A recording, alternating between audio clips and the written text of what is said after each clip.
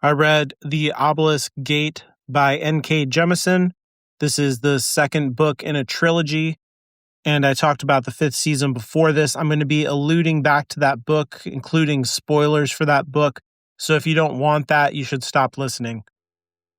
So this book picks up with the same kind of second-person narration that happened in the first book, and that is a signal to us as the readers that this is a story that is continuing to be told to some version of Essun that's kind of like in the future from these events that are unfolding in the story that's being told to her about herself. But of course, it's also doing the thing that I said last time of like telling us the story to us and giving us that close feeling to Essun. Right up front in that narration, we get this idea that every person is not merely themselves in some kind of isolated way, but the only way that we can be ourselves is that we are composed of other people that we know, people that we care about in various ways. And so the narration has to include the story of Essun's daughter, Nasun. And so Nasun becomes a point of view character in the story along with Essun. And so in the previous book, all of the point of view characters were really one character. But in this book, we get the perspective widens, but the claim of the narrator relating this to Essun is that, in fact, these people are a part of Essun because we are all a part of each other in various ways. And so before we jump to Nasun, we also get Shafa, who was the surrogate father to Essun when she was a little girl and brought her into the fulcrum. So we get an inside view on Shafa's death at the end of the previous book, and we get to see kind of how the guardian powers work. And Shafa is put underwater and his body is badly damaged. And that is not enough to actually kill him. And so like whatever magic is happening to construct the guardians, it's makes them extremely durable. And we know that Shafa is like really, really old also. And it seems like he surrenders in some way to a power that is inside of his body and allows it to take more control of him than he would usually allow in order to survive. And that ends up being a kind of trade-off that parts of his brain die and he loses a bunch of memories. But this introduces a theme that's a really big part of this book about doing what you need to do in order to survive and how that will change you as a person. And in Shafa's case, this, I think, kind of parallels or mirrors the kind of psychic break that I talked about in the previous book with Essun, where when she comes home and she sees that her child has been beaten to death, it shatters her sense of identity and it leads to a kind of break with the past that we get to experience as readers as a type of temporary amnesia. And she has to kind of piece herself together again throughout the novel. This is a literal amnesia that happens because of, a kind of biological brain death that happens. But in this forgetting, it reconfigures Shafa's personality and kind of gives him a second chance at being a father, which is part of his identity that will get explored throughout the book. And it messes with that previous kind of symbolic allegory that I was talking about in the first book, where you have this male character, the father character killing the child, and how that is the core expression of the world. Like the world is built out from that experience. I still think that echoes through this book, but now it's being troubled. Now it's being twisted around because at the end of the previous book, we had Essun herself murdered her own child in order to ostensibly protect the child. And that question of sacrificing people for a kind of greater good scenario is one of the themes in this book as well. And who gets to count as a person, and how an individual stacks up against the greater community. Like, who's more important, the community or the individual? These are all ideas that are explored throughout the book. And then there's also the racial allegory that I talked about last time at the end of the podcast as well, which is a really important theme throughout all three of the books. And so Shafa gets this like kind of second chance, if you will, but remains, I think, like this, when you read this, or when I read it the first time, this was a really big, like, kind of uh-oh moment where you thought that Shafa was dead. This monster had been vanquished, and yet he survived, and he seems even more weird and powerful. And you know that he's going to track down Essun one way or another. So this threat is still out there. And so the book starts off with a kind of inversion of whatever small triumph could be squeezed out of the previous book.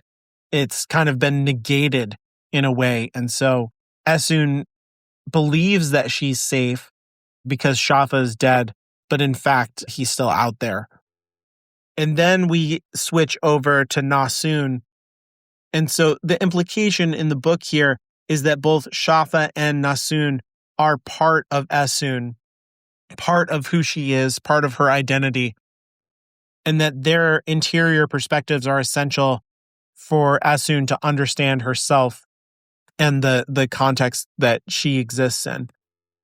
And so in the previous book, we just had no idea what was going on with Essun's husband or her daughter. All we knew was that they had headed south, and then Hoa seemed to think that they were headed towards the geode calm, and that ended up to not be correct.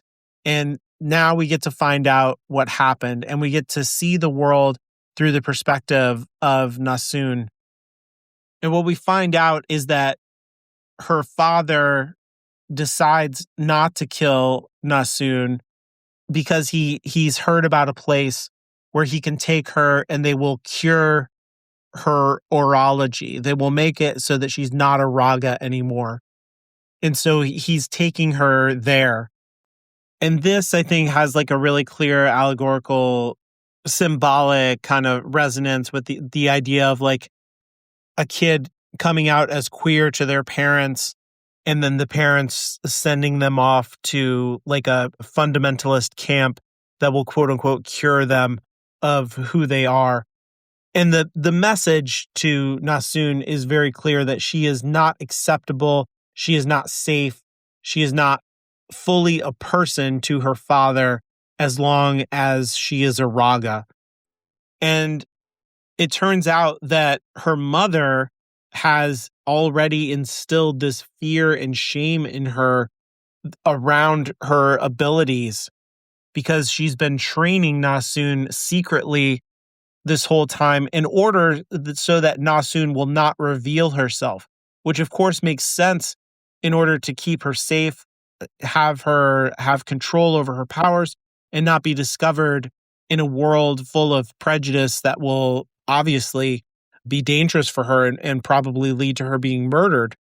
But at the same time, the way that Essun taught Nasun was clearly abusive and echoed her own training in the fulcrum.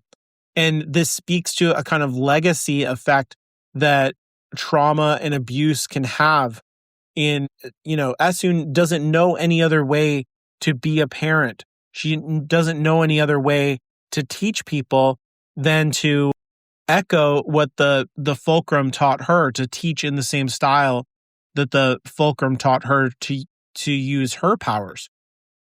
And so we find out that Esun even went so far as to break Nasun's wrist in the same way that Shafa broke her wrist.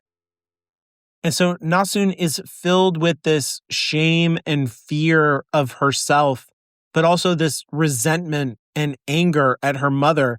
And that resentment and anger leads her, by contrast, to trust in her father and to value that relationship far more. Like, she believes that her father loves her while her mother hates her.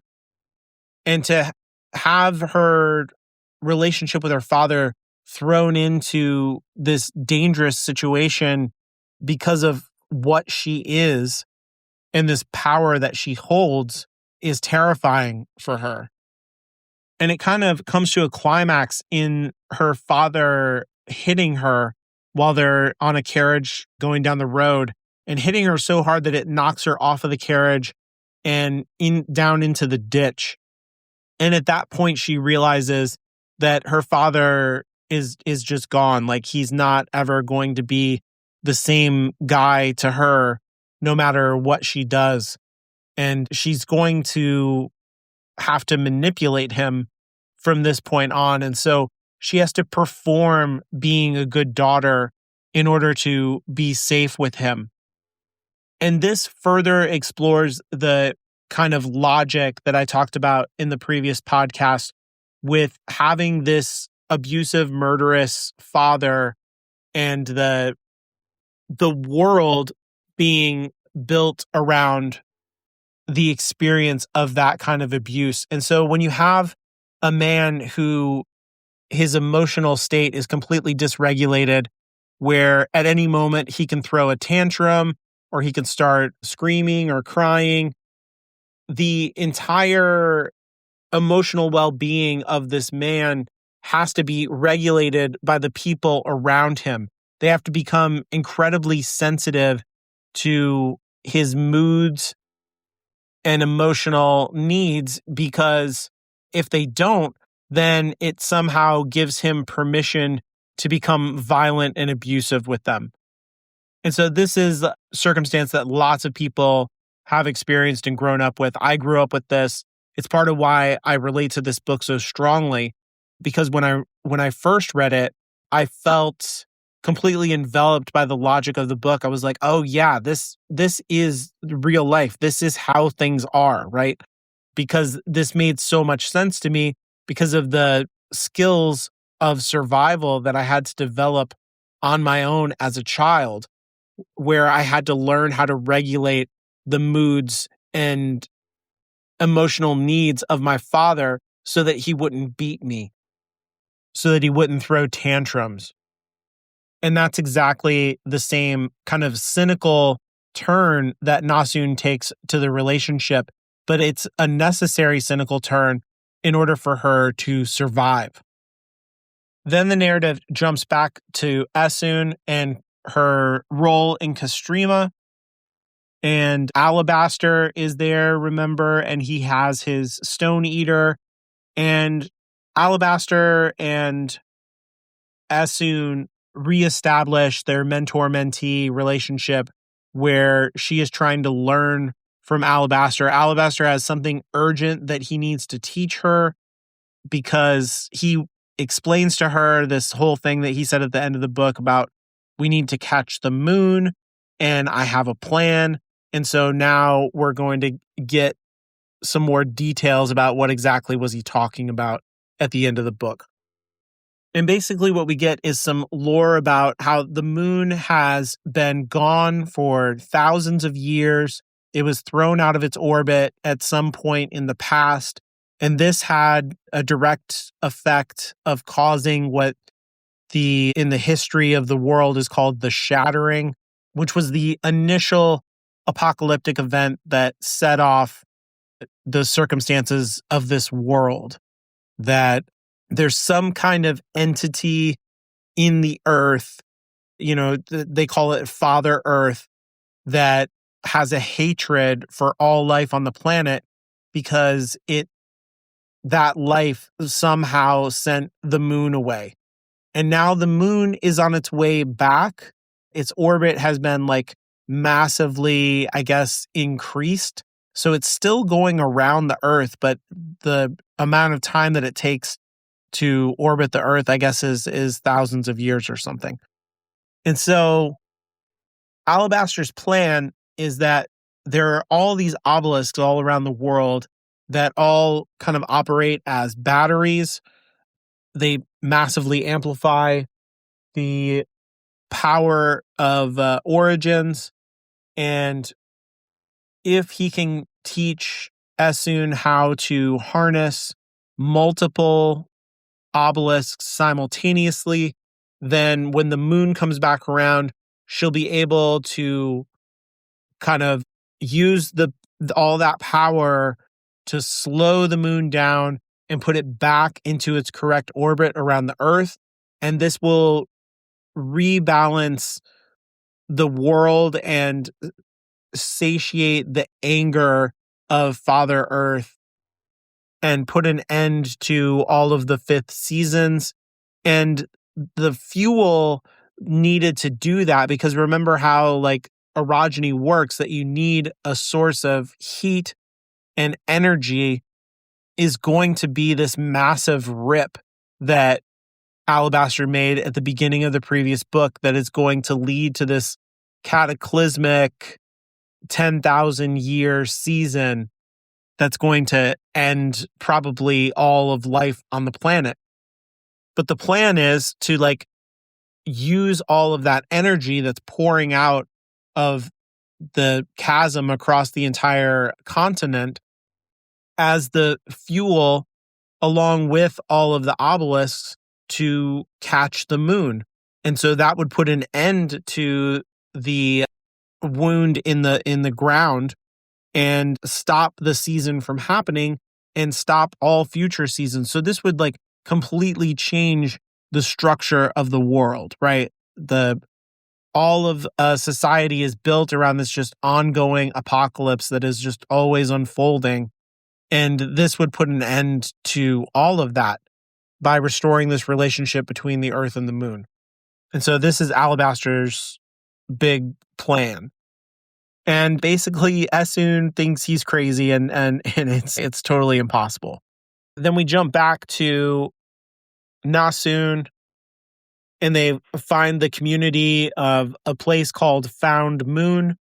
And so this is obviously also about the incoming moon. And this is a place run by Fulcrum Guardians who managed to escape the cataclysm at the main fulcrum.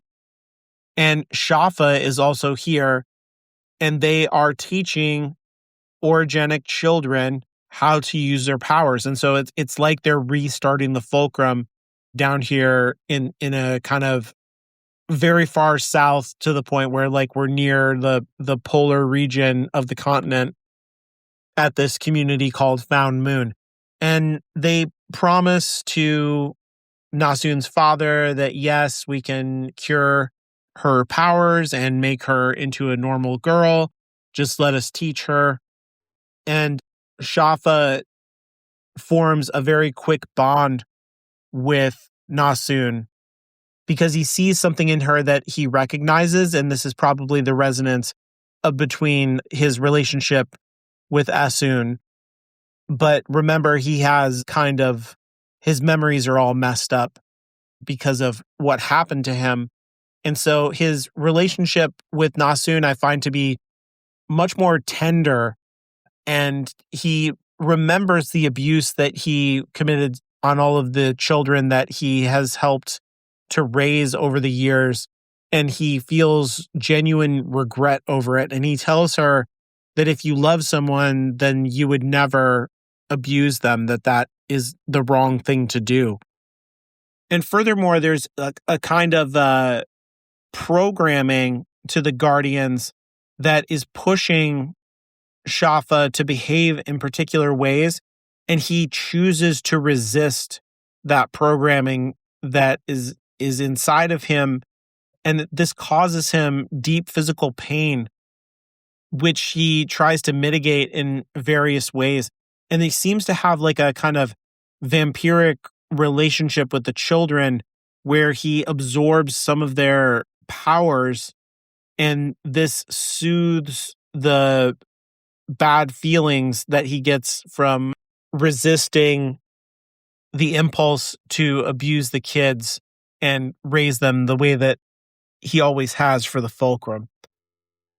And so there's something here about like Shafa is not merely surviving. Like he did whatever he had to do, when it came to drowning and dying in order to survive. He made a sacrifice, but in doing that sacrifice, it transformed who he was and allowed for a new version of him to start being constructed. And so we can see in the way that Alabaster talked about, like, I caused this huge cataclysm of ripping the earth apart, but I did it in order so that we can completely reconfigure the relationship of the world and create a new world that isn't built around apocalypse and emergency all the time. In the same way, Shafa made this huge sacrifice that completely destroyed who he was in a certain sense, but that gives him the space to rebuild himself into a different kind of man. And so I find this whole part like really disturbing, but also very compelling because I'm very worried for Nasun to be with Shafa because I don't trust Shafa. Shafa is an abusive, bad person who is a monstrous presence in the first book. And I feel protective of Nasun. She's experienced all of this abuse already. And in a way, she's already been groomed in the exact same ways that Asun was by Shafa himself. She did the same kind of grooming techniques on her own daughter because it's the only way that she understands how to teach someone to deal with their powers, right? And now Shafa is saying, no, that was wrong. That was bad. Is he saying that in order to further trick her and get her to trust him? It doesn't seem like it to me. It seems like a genuine kind of regret and a way of trying to become a new man. But that's disturbing to me. I don't want to forgive Shafa for his past abuses. And I'm worried about him at any given moment being overwhelmed by this conflict that's happening inside of him, a very literal conflict. It's not merely a kind of ideological change that he's trying to achieve with himself, but that there are magical forces inside of him wrestling with each other that are symbolic of someone trying to change. And so there's kind of a relationship here of like a grandfather maybe who has realized that he raised his children poorly and he did a bad job, and trying to make a connection with his grandchildren that tries to make up for or to change the relationship that he has with children in general. And to try and protect the grandchild even from the legacy of abuse that maybe he instilled in his own children. So that's like a very dramatic, compelling, interesting relationship and path for Shafa to go down, I think. But it's also a hard pill for me to swallow as a reader. I'm just very suspicious of this path for Shafa. But Nasun's relationship to the whole thing is also very interesting because she looks up to Shafa, but is also comforted that he accepts her for who she is. And he's very proud of her abilities and power and interested in her exploring her magical abilities, unlike her father. And so he becomes like a surrogate father to her in a way because she can't trust her own father anymore. And he is ashamed of her for what she is, while Shafa is not. And so this gives her the space for her to explore who she is, explore her powers, and to evolve and become, a more confident version of someone who can use her powers. Never in her life has she had somebody who is proud of her for her abilities. Not Esun and certainly not her father. And so this kind of acceptance gives her a space to become someone different. And back in Castrima, we have a similar kind of parallel relationship, right? Where Alabaster continues to try and tutor Essun. And then Essun is also dealing with the politics of Castrima because she's on the High Council, and there's all kinds of needs and tensions in the community that are pulling on her time. And she's also trying to be a teacher herself to the other origins in the community and get them to use their powers safely.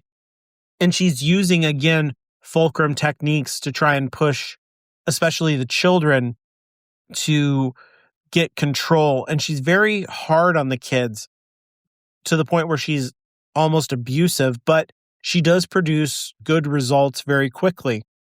And so they master control and they become safer, but none of them like her, and they all feel abused by her, which kind of echoes Nasun's experience with her, right? But at the same time, contrasts with this new way that Shafa is teaching Nasun at the same time. And Alabaster is trying to teach Essun and telling her, like, stop teaching those people because it's messing up what I'm trying to teach you. Because he's trying to expand her senses beyond this fulcrum way of focusing purely on the earth and focusing on kind of energy transfer, that there's more to their abilities than just like mathematics and all this scientific language that I talked about in the previous podcast.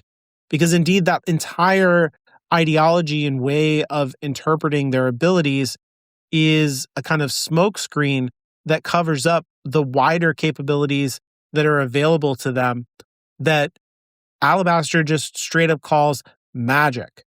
There's a kind of sense that Essun starts to develop for this energy that lives in between all things, the kind of silvery energy that she's able to manipulate, but also sense, especially in things that are alive or that were alive in the past.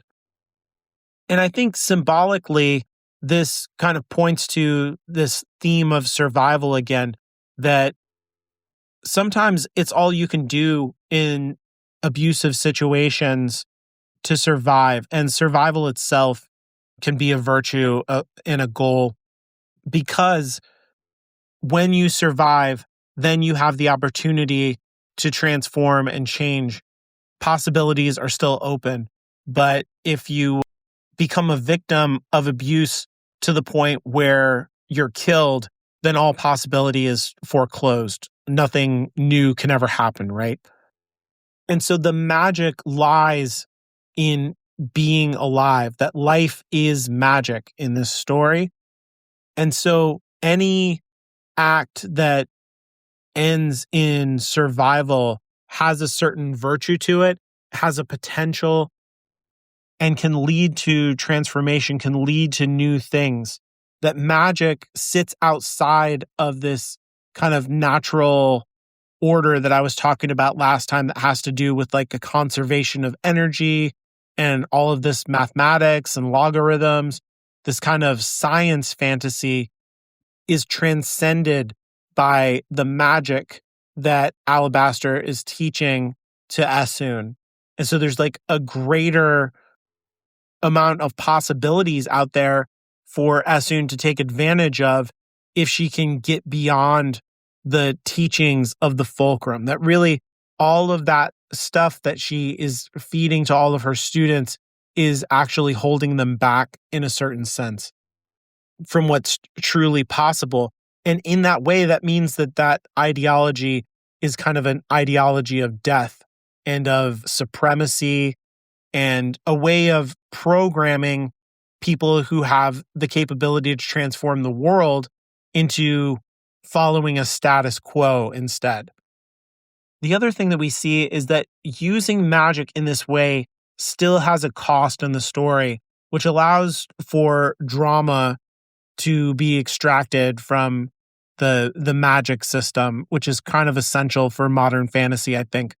If you just have somebody who can just do magic and solve problems, then that's it. Like the story's over, right? Like if you can click your heels 3 times and go home, then like the end of Wizard of Oz, then there's no drama left in the story. And so when Alabaster uses this magical power to do things that's not orology, the cost seems to be that parts of his body are transformed into stone.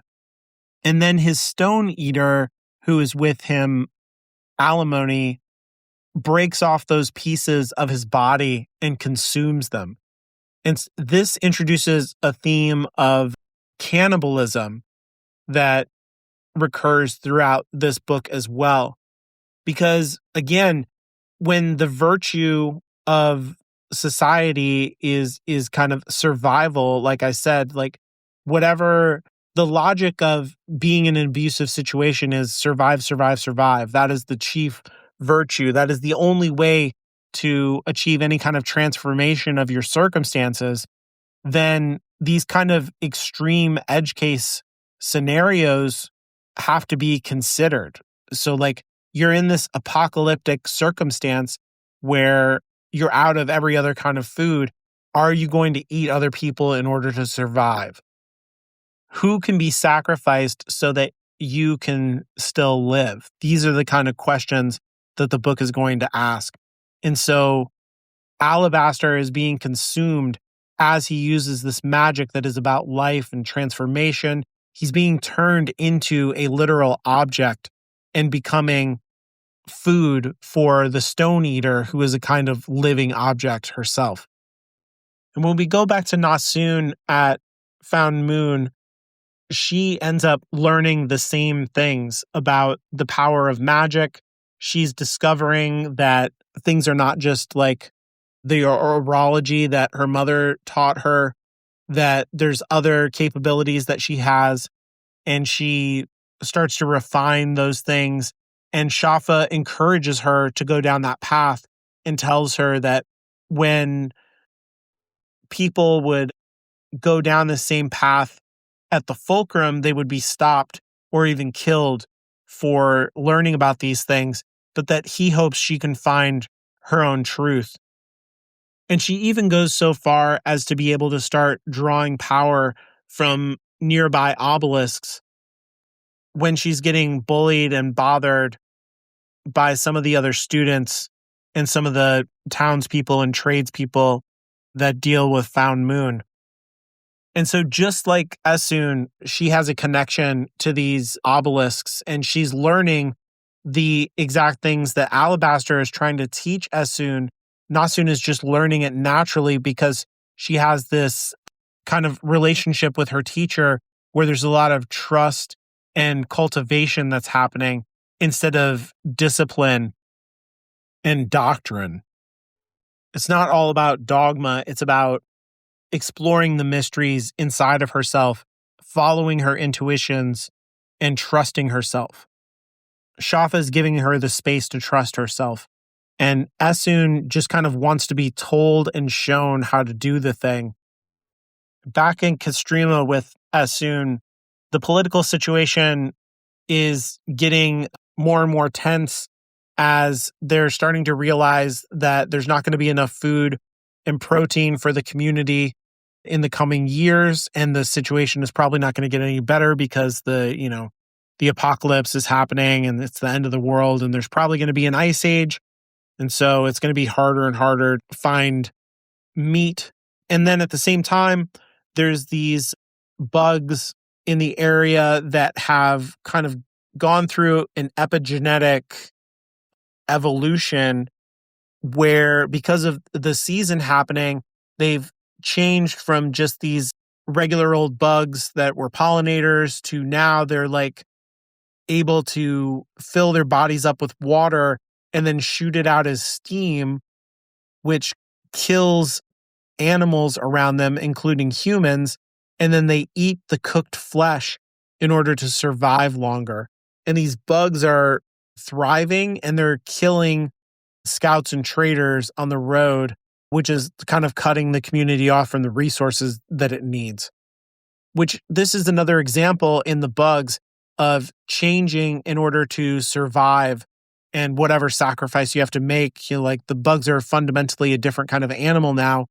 Their whole identity is different, but it doesn't matter because they've survived. And that's the chief virtue that you have to do in this abusive world. And so that's putting pressure on the community. And then also internally, there's all of these people who can use orology, but there are still regular people there too. And they are afraid of the people, who are ragas, and they feel a prejudice against them.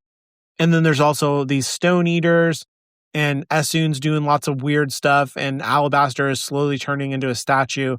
And so all of this stuff is like really alarming to the regular people population, on top of, the end of the world is happening.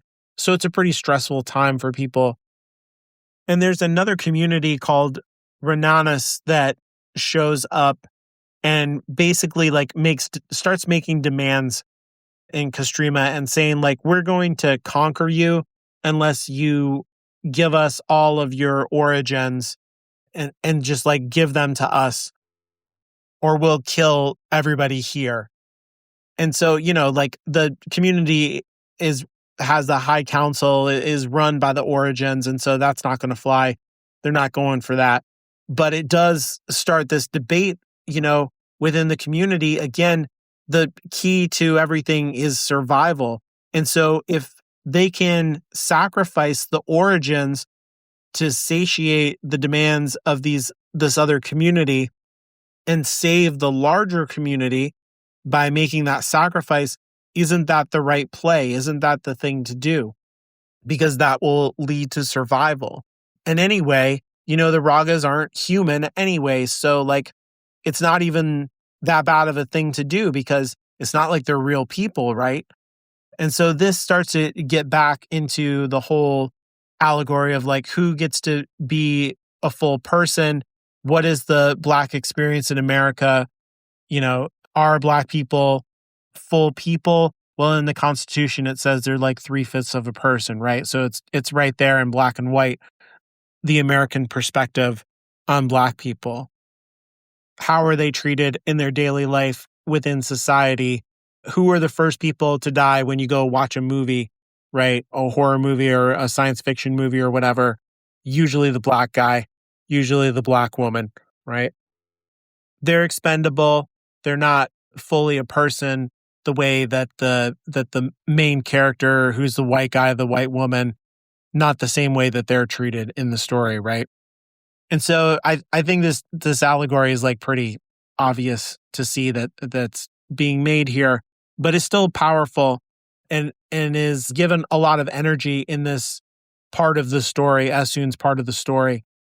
Again, she sees a parent trying to abuse her child, that a child might be killed for being a raga, and she reaches out to the obelisks and joins with many of them at the same time and is flooded with power and wants to protect this child and starts to like, she's gonna basically like kill everyone in Castrima because of the rage that she feels, the way that this triggers her trauma of finding her child dead, the guilt that she's carrying over killing her son with Alabaster, the rage that she feels over how Shafa raised her and betrayed her. All of it, is a mixture that's going to lead her to unleash this wrath on the community that is willing to sacrifice the ragas like her in order to survive, that sees them as less than human. And so she's going to deal out death to them with this power. But Alabaster stops her. He interrupts her connection with the obelisks and messes up her ability to do magic. And she kind of like comes to her senses and realizes what she was about to do, but also realizes that this extreme effort that he puts, because she had so much power to try and disrupt her, cost him, like, he turned fully into a statue. It basically killed him. Her tantrum that she threw when she saw this happen killed Alabaster. And so now he's gone, and she blames herself for that.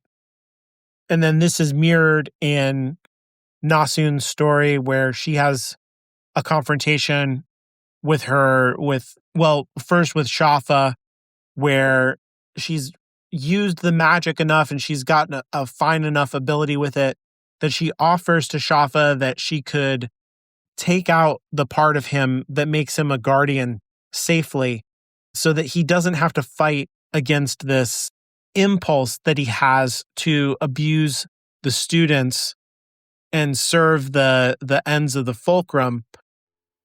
But he points out to her that if she did this, then he would lose all of the powers that he has, and it would age him very, very rapidly, and he would be dead in a matter of days. And so he doesn't want that. And furthermore, he doesn't want her to try and use magic on him because the results would be unpredictable. He's able to make this choice. He's happy to make this choice of hurting himself because it's a choosing to protect her even from his own impulses. And this frustrates her and makes her upset. And so she goes back to her father, her real father, and he realizes that she's not, quote unquote, getting better. She's never going to stop being a Raga. And they have a big fight. And she realizes that he's completely gone to her. He's never going to come around or be the kind of man that she needs him to be. Never going to be her father again, because she can't give up who she is. She can't change the power that she has, and she doesn't want to. And so just as Esun has lost Alabaster, Nasun has lost her father in a very real emotional way. Once Alabaster is gone, the threat that this other community is making, the Renarans are making on Castrima, escalates. They have their own Stone Eaters. They have their own Guardians. So they have the capability to completely destroy Castrima if they get close enough. And Tonki comes up with a plan to use the bugs that produce steam along with some of the Origins to get them stirred up properly and set some traps and things like that. And basically it boils down to a war.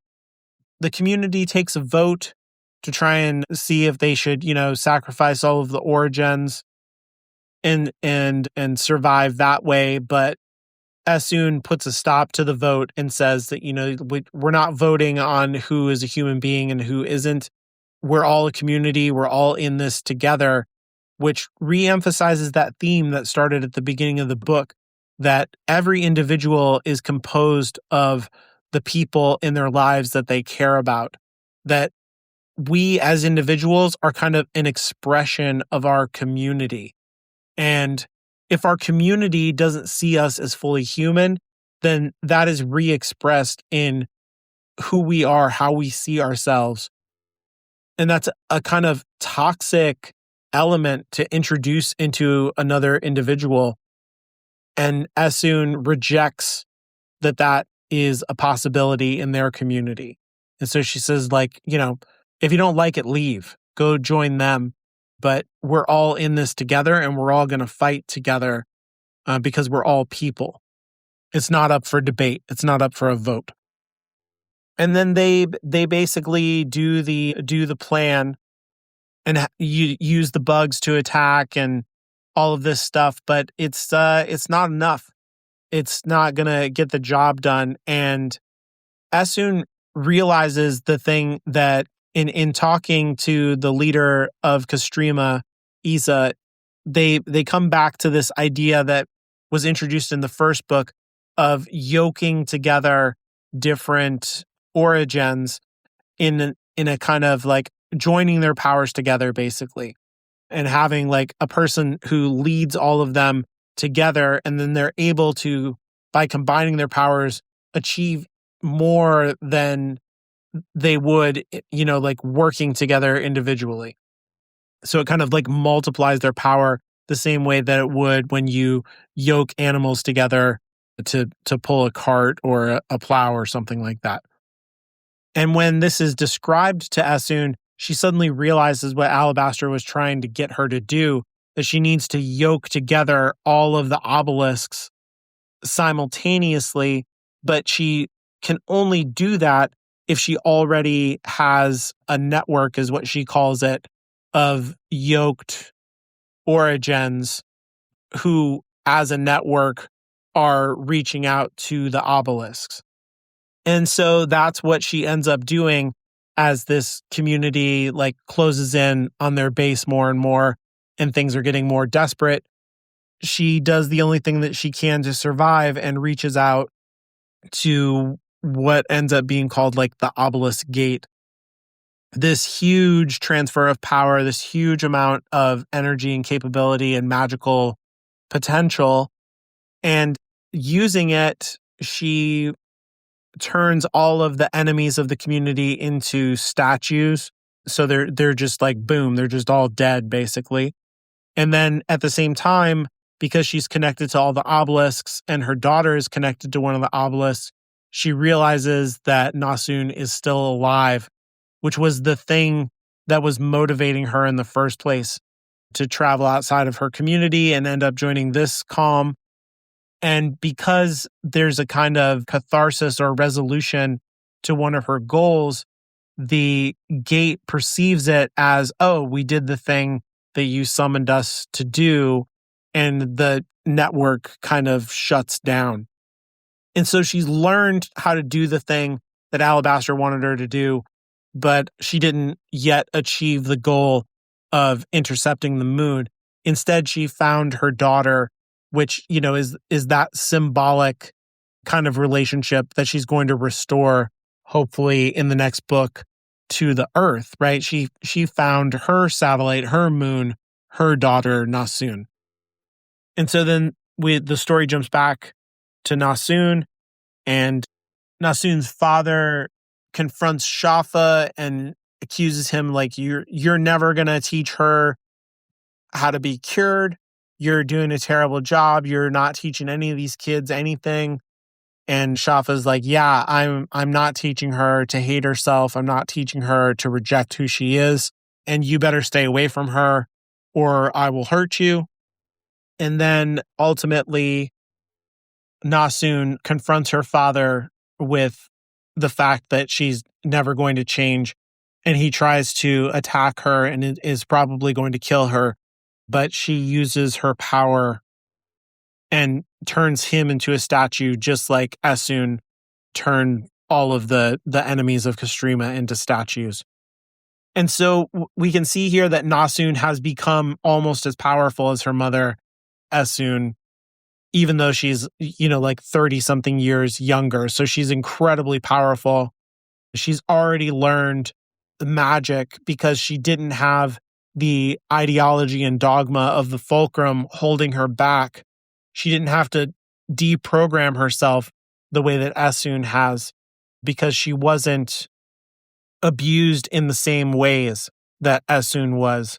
And so she's able to leap into that transformation and that transcendence that is so difficult for Essun to access, because she has to work through all of this ideology that's designed to inhibit her. But Nasun still hates her mother, and she's still suspicious she felt when she reached out with the obelisks, and she is suspicious of what her mother is up to. And she wants to, whatever her mother's goals are, she is against them, is kind of where she lands emotionally at the end of the book. And in the aftermath of the battle, it turns out that Castrima has been kind of crippled as a geode, and the community, like the physical actual place where they live, doesn't function anymore. And they're going to have to move out of there. But the community that attacked them in the first place has been completely neutralized. Like every single citizen was turned into a statue. And so the place is empty now, and it's full of all kinds of stuff for them to use. Like They get all the resources of this community that was trying to destroy them. So all they have to do is travel there and take possession of this other community. And at the same time, Asun knows that she needs to recreate this network with the obelisks again and try to achieve Alabaster's plan. But in using the magic like she did, this has had an effect on her body just like it did to Alabaster, and part of her body has now turned into stone irrevocably. And so the price has already started to be paid. And the question is, is the survival of the world going to be worth possibly the sacrifice that Asun might have to make of her own life? Is that trade-off worth it to her? And at the same time, like, where is her daughter? Now she knows her daughter is out there. Is she going to do this thing of catching the moon, or is she going to go after her daughter? And so all these things are left up in the air for the third book. Lots of drama, kind of a cliffhanger, and still like a very deep, symbolic novel, I think. Lots of stuff happening underneath the surface of the characters. Lots of big emotional changes. Not a whole lot of plot stuff happening, but I think the book to me is like even richer and more satisfying because it evolves a lot of the concepts in the first book and transcends the magic system in really satisfying, interesting, crunchy ways. And so I'll be moving on to the third book next time.